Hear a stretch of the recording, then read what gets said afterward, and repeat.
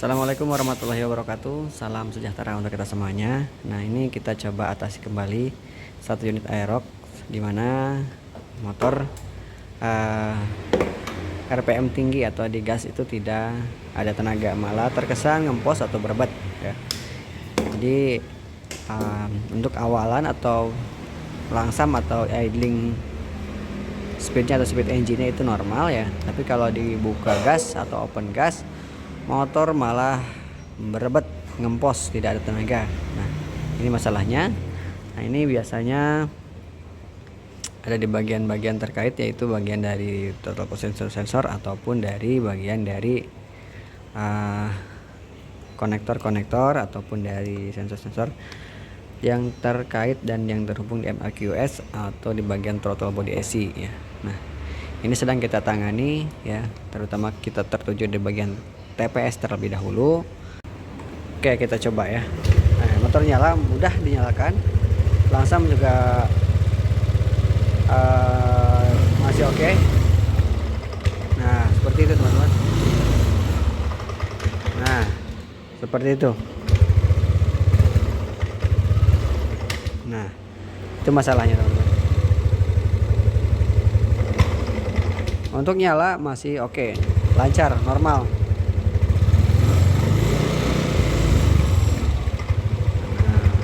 Itu ya, ini yang kita akan coba tangani dan akan coba kita perbaiki. Kita cari solusinya dan kita atasi segera. Oke, dilanjut. Terlebih dahulu kita coba cek di bagian softwarenya. Kita cari kode kerusakan apa yang ada, yang muncul ya, dengan terkait adanya masalah seperti ini. Oke, dilanjut teman-teman. Ini sudah terhubung antara unit kendaraan dengan software ya. Nah, ini ada beberapa kondisi kerusakan yang muncul. Kode 12 CPS juga muncul di sini, terus kode 42 atau speed sensor dan 37. Nah, ini masih bisa dipulihkan teman-teman ya. Oke, ini mungkin kita yang harus kita kerjakan aktual pemeriksaannya itu kode 12-nya, 42-nya sama ISC-nya. Tapi ini kita dulu fokus ke bagian dari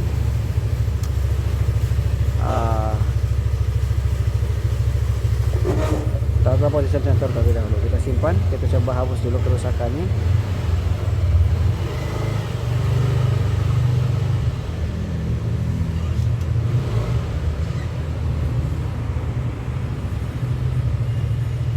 Oke, ini bisa dihapus teman-teman. Sudah tidak ada kode kerusakan. Oke, kita simpan dan kita coba nyalakan motor. Siapa tahu kita sudah melakukan kode penghapusan kerusakan. Ini motor bisa dinyalakan. Bisa dinyalakan dengan normal ya, engine speed, dan untuk akselerasi ataupun di RPM tinggi juga oke. Oke, kita nyalakan unit terlebih dahulu. Oke, kita coba gas kembali. Oke, untuk awal oke. Ini untuk awal RPM rendah oke. Nah, masih tidak normal. Nah, sampai mati teman-teman malah ya. Ini masih berlanjut. Kode kerusakan sudah kita hapus, tapi motor masih kendala yang sama, berebet ya, seperti itu.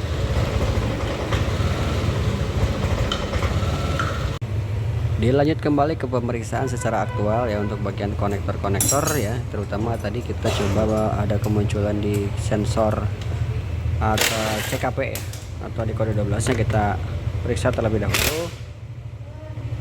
Terus juga di bagian konektor dari throttle position sensor dan juga bagian ISC, karena memang itu yang ditunjukkan oleh alat tersendiri.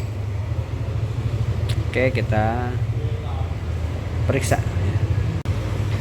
Oke teman-teman, ini kita coba jemperkan terlebih dahulu ya, untuk bagian dari kabel yang ke arah bagian switch standar ya. Nah, ini kita sambungkan untuk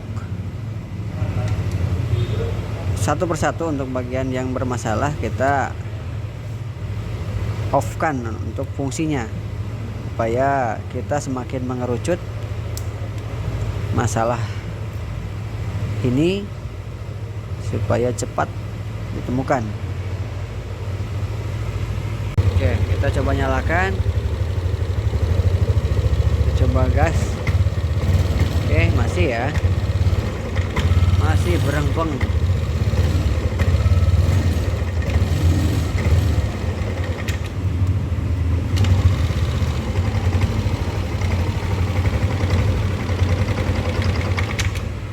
Oke teman-teman, untuk sensor-sensor ini sudah kita periksa ya, sementara masih aman, dan teman-teman kita coba langsung bedah saja untuk bagian dari kabel bodinya ya. Oke, ini dikhawatirkan memang ada kabel yang sudah performanya tidak baik ya. Biasanya ada kabel putus di tengah. Kalau misalkan secara kasat mata itu tidak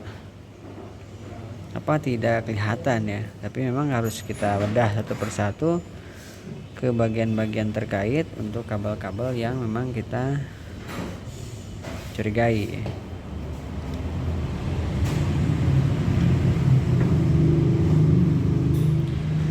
Kita langsung tarik satu persatu untuk kabelnya ya.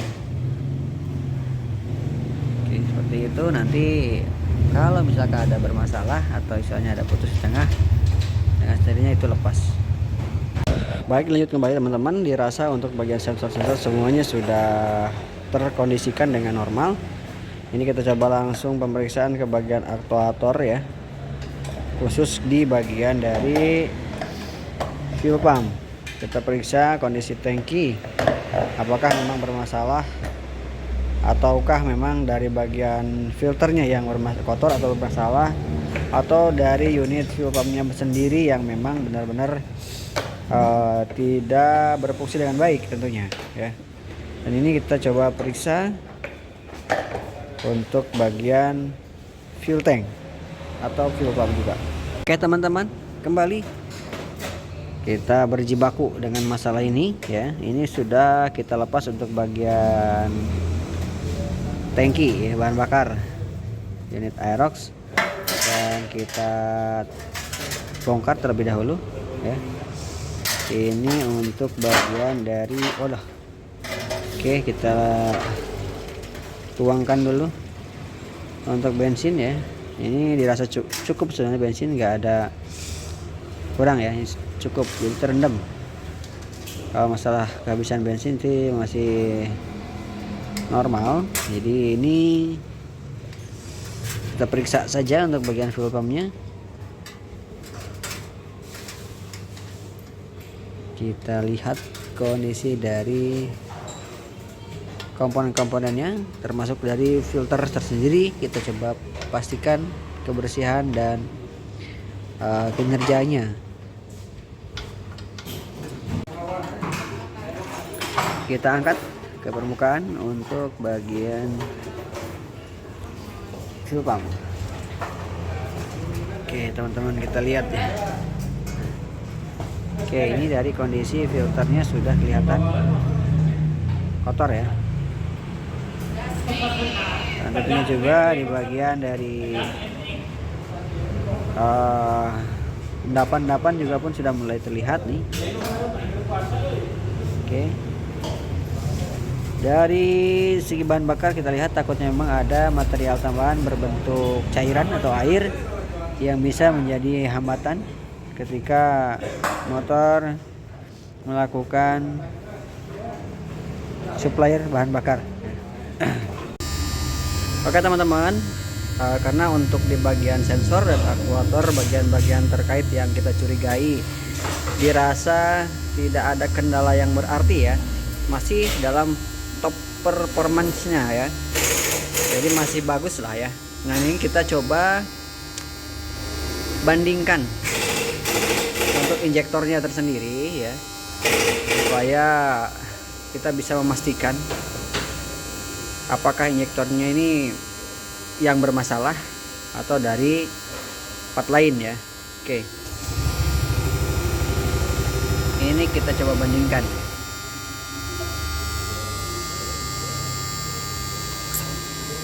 Oke.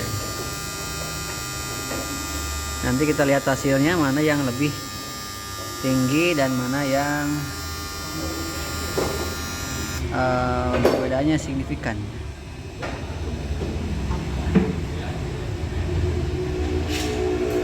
Oke. Terlihat ada perbedaan sedikit ya. Ini untuk yang bagian pembanding. Ini untuk yang bagian yang tadi. Ini injektornya ya. Satu strip ada perbedaannya ya. Oke teman-teman, ini kita coba ganti ya. Untuk bagian dari unit injektornya kita ganti yang baru. Pastikan dulu ganti ya. Ini kita coba lakukan starting motornya. Oke, motor nyala ya. Kita coba gas untuk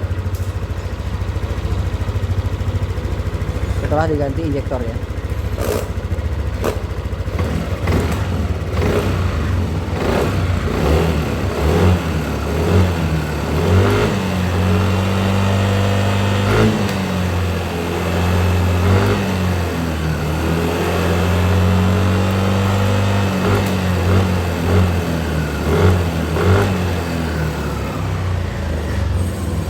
Oke teman-teman, sudah oke teman-teman ya. Jadi masalahnya adalah dari injektor yang sudah bermasalah ya.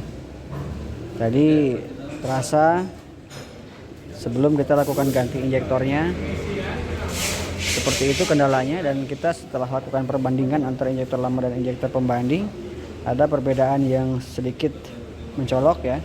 Untuk perbandingannya ini bisa kita simpulkan, dan kita sudah ganti untuk unit injektornya dengan injektor yang baru.